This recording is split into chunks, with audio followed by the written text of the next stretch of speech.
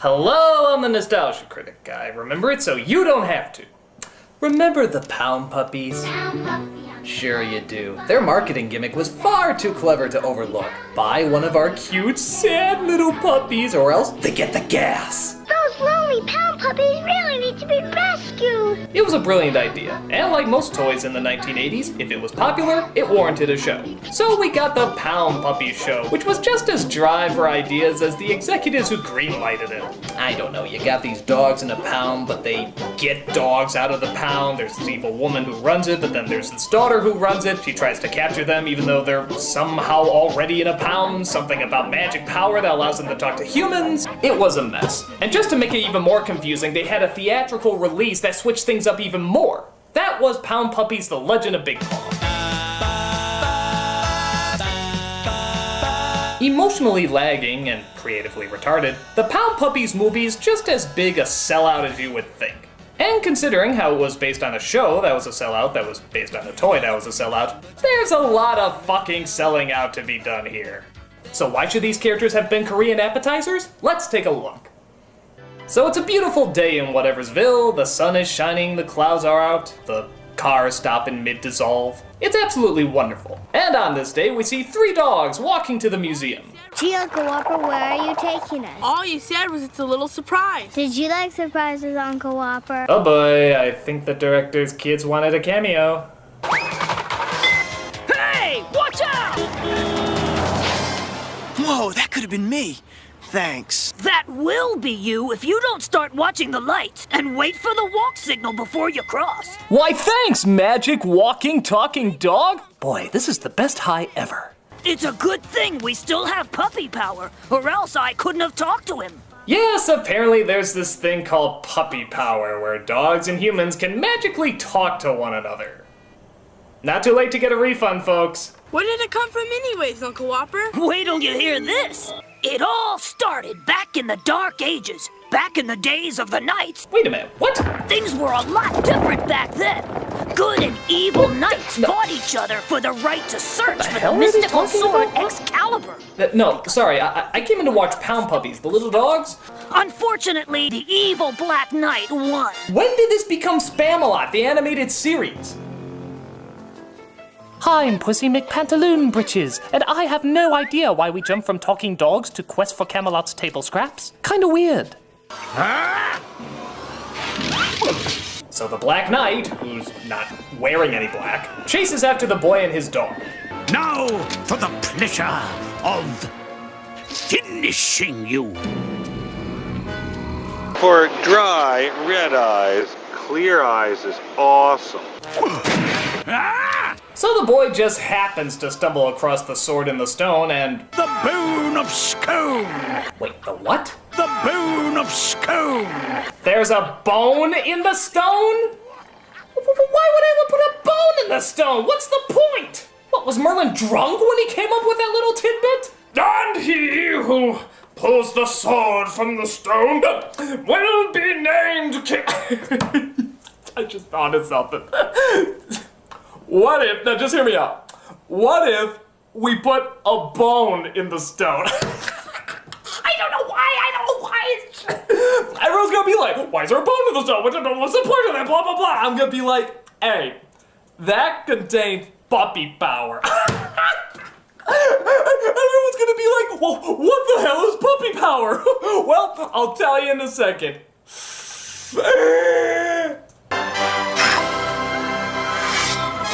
By the power of Greyhound!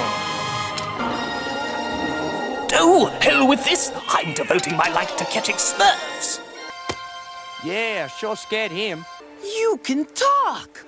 We can talk! We found puppy power! So I guess they just declared puppy power on the spot, and it seemed to stick.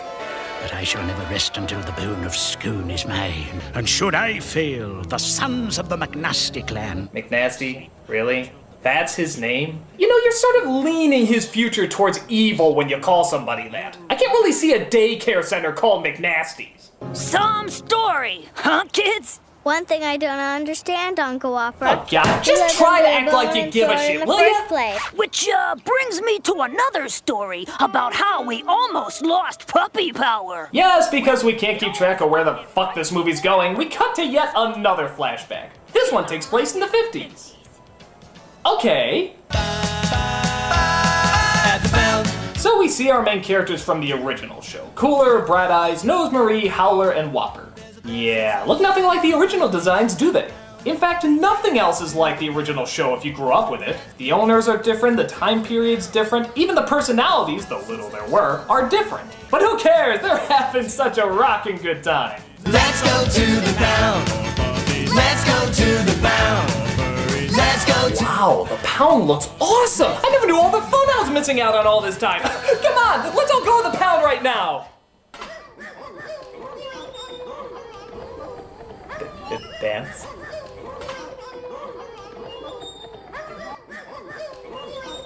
You can hug him, you can pet him, but you better not forget him at the pound. Fuck this, I'm getting a turtle. In commemoration of the 1,000-year anniversary of the Bone of Scone, we'll be holding an adoption bazaar at the pound. Yeah, and everybody's invited to come over and adopt the pound puppy or pound purry of their choice. Wait, a pound purry? Did she really just call a cat a pound purry? What, did pound pussy just cause too much controversy? Someday one of Big Paw's descendants will guard the Bone of Scone again. It's like my great-grandpuppy said to me. Us Coolers are descendants from King Arthur's puppy, Dig-a-Lot. Who wrote this? Just then, a nurse puppy comes in to let them all know the good news. It's time. It's time? It's time. It's time. It's time. It's time. Is it time? Actually, they're talking about a batch of puppies being born, which is so overblown it's making the nativity look phoned in. I love you. Where are they? Ah! Where are they? Look at them. They're just so cute. That guy is weird. You're right, Whopper. There's something odd about that man. No! What did you put? No! Young lady, the papers, please. Uh-oh. Look out for reflex. I love you. I love you. I love you. Yes, this interesting mental psychosis has a very strange reaction when he hears a bell. He runs around kissing people, saying that he loves them.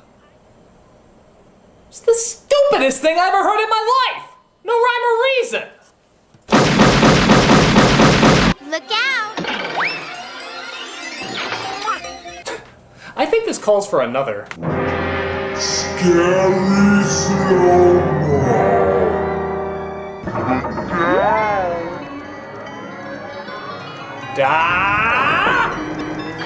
Ooh, fucking pound pervert!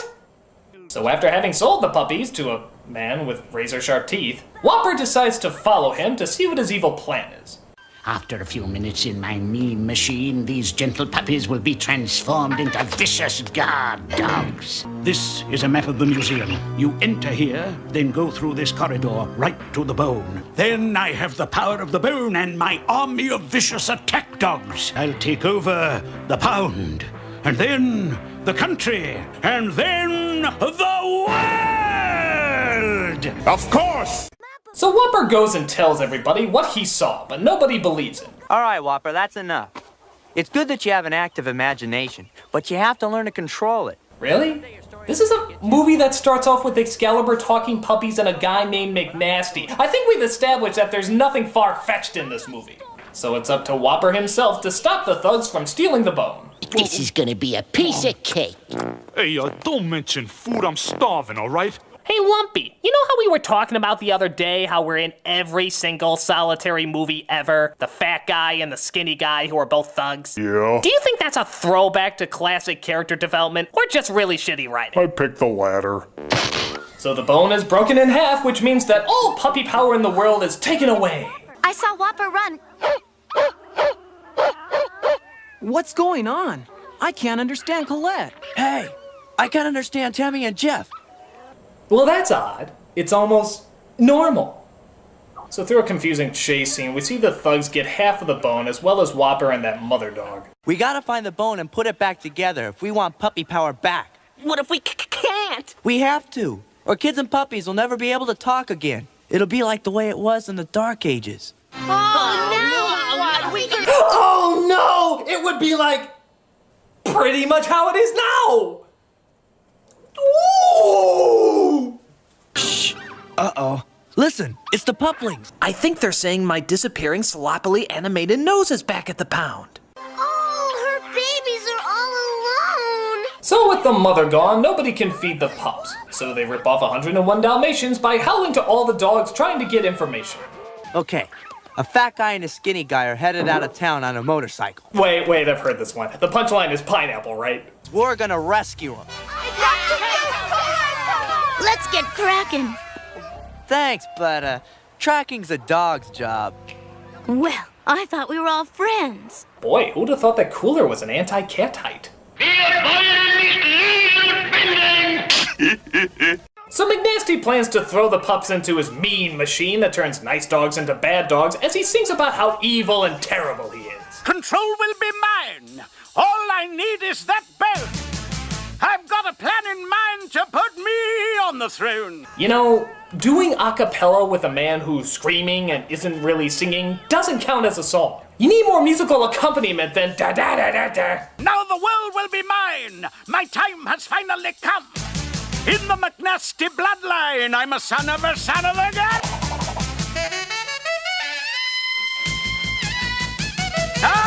Oh, God. I never thought I would say this, but bring the rapping dog back. Well, the king of everything. Oh. Yeah. Meanwhile, we cut to Cooler and the gang as they travel through the woods. As bad as the dialogue is, at least we don't have to listen to another crummy song. All in your mind. Ruff, ruff. All in your mind. It's electrifying. So as they travel through Hieronymus Box Hell, we see that Whopper and the mother escape and catch up with the gang. But they're captured again 5 minutes later, so this was completely pointless. I think we better go, Lumpy. Wait a minute, we just saw the mother get put away. Now she's back with the group? What, was there a Stargate in that bag or something? Move! Come on, gang, let's nail him. So they have a little chase and end up in the mine shaft where the pups are left hanging. Hey, stop looking at my can. Sorry. But luckily, Tone Loc's cat is there to save the day. Job for a dog, huh? We figured you'd need us sooner or later. I never thought I'd say this, but thanks, cats. You're all right. Oh good! Cooler's able to put his deeply rooted cat prejudice aside for one day. Goody goody. So McNasty puts the dogs in the mean machine, or rather a pointless conveyor belt that they easily could have rolled off of, as Cooler and the gang find themselves in even more trouble. Hey, I can't swim. Don't worry, it's quicksand. No, that's water. Are there any sharks in quicksand?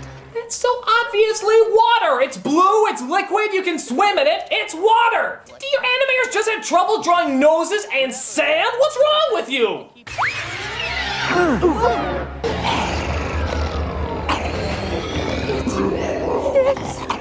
It's... Monty Python, the Flying Circus. Actually, it's Big Paw. Yes, he's in this movie too. I'm just a lonely puppy without a home and without any friends. But does he have a pointless song to sing? Big, big, big, big paw, big, big, big paw, big, big, big paw, big, big, big. You know what I could use right now? I could use a shot of Tyler Durden's penis. I don't usually say that, but this just seems like the perfect movie to put in it. So when the snooty cat and the courageous dog with the celebrity voices meet for the first time in Reel 3, that's when you'll catch a flash of Tyler's contribution to the film. Big, big, big paw, big, big, big paw, big, big paw, big, big, big, big. Nobody knows that they saw it, but they did. Nice big cock.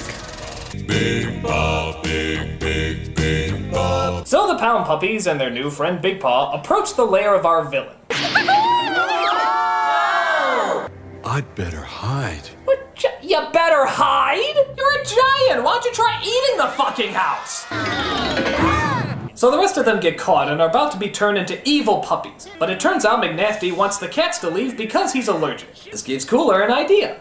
Get them out of here! Meow. Meow.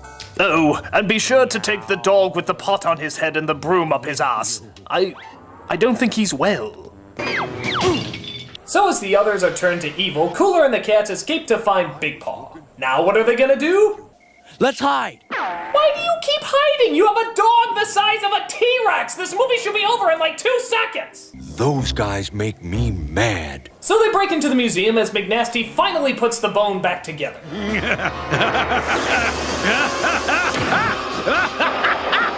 And nothing happens. He just sort of declares himself king. Bad news, guy. Britain has a parliament and America elects a president. This doesn't really mean anything. I mean, are you really expecting just to walk up to the White House and be like, "Let me in at once! I am your new king!" No you're not. We got a president. But the bone! So through yet another cliche chase scene, we see the bone slip back and forth between everybody's hands.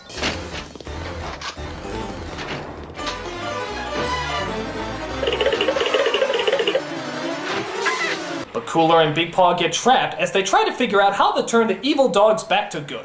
Mama, I love you. My darlings. That's it. Saying I love you changes them back to normal. Well, that's a weird design flaw. McNasty, when making his mean machine, actually factored in that the only way to reverse it is saying I love you? How come love always seems to be the atom bomb in these movies? It always seems to be the answer. I love you! I love you! Drat! I've been foiled by the power of love! So they rush after McNasty to finally put everything right. What about the cops? We'll lose them too. Nothing can stop me now. That is, except for a small dog taking the wheel from me, a bigger dog grabbing onto the back, a few sloppy turns, and a confusing ride that leads me back to the museum where the police are waiting. Don't let it touch me! I don't want to be reversed! I don't want to be a good guy! Well, that takes care of them. Yeah, but what about the scone bone? So they find the bone, McNasty's now a McGoody, and the Pound Puppies have their adopting bazaar. Everyone sing and dance and celebrate! Oh, and I guess Whopper finishes his story. I see you brought some new friends to meet me. I'm sorry we didn't believe you, Uncle Whopper. Oh, that's all right. No harm done. The important thing is that with Big Paw guarding the bone, we'll never lose puppy power again. And thus puppy power stayed forever. Remember, kids, you can talk to your dogs. If for some reason it doesn't work, there's something wrong with you. You should be ashamed of yourself and feel totally awful that you're unable to enjoy your dog. Sorry, we don't know what the fuck's wrong with you. Maybe you're just an idiot. What world created this? Aside from just making no sense at all, the animation's choppy, the characters are forgettable, the songs are crap, it's just a stupid movie with virtually nothing redeemable about it whatsoever. So remember, the next time you see a cute, cuddly little puppy in the pound, let him rot! If not, you might end up with more bullshit like this.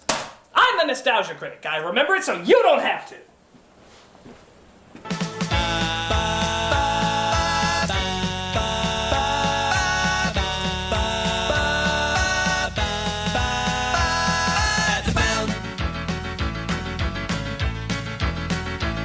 Let's go to the pound.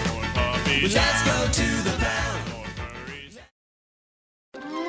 I love you!